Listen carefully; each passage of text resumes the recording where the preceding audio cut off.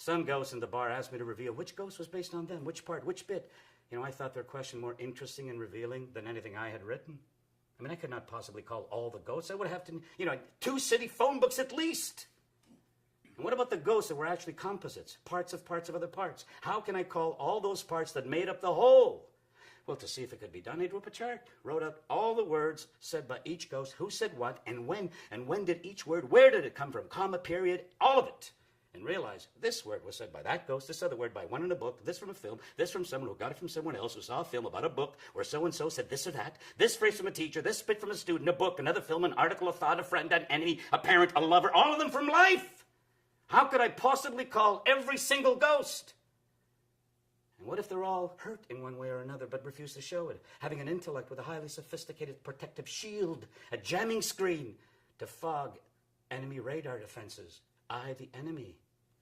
What if those I called this morning I only thought I called?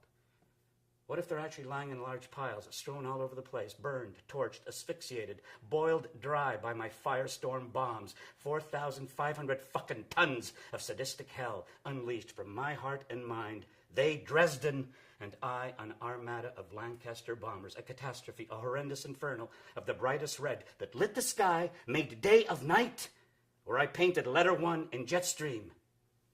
And then through the flames, books flying all over the place, detonating one by one from the center of the volcano where he had just stood. Oh, so he was burning, not me, I thought. Great. Shooting out like fireworks and hot coals. Definitely the must-read books. The top 100 that would have changed your fucking life had you bothered to read them books. But they didn't burn, and I'm thinking 9/11.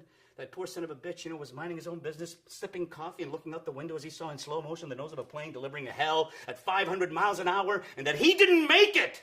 How could he? But that some of his office files and 8 by 10 pages survived that nightmare unscathed and actually rubbed it in by taking their sweet time, sipping tea even, on their way down, traveling like butterflies on paper planes, through 100 floors of nothingness, landing on the massive dead pile of ground zero.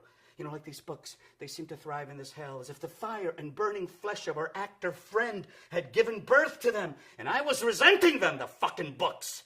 Not for what they say, not because they last, and not the way Shaw resented Shakespeare because he actually loved him, but because it didn't make a difference. They had not made a fucking difference. Yeats, Shaw, Ibsen, Strindberg, Chekhov, and we still had the Great War. Pirandello, Artaud, Brecht, and O'Neill couldn't prevent World War II. De Filippo, Miller, Williams, Foe, and Pinter, and all the others could not prevent what has happened since.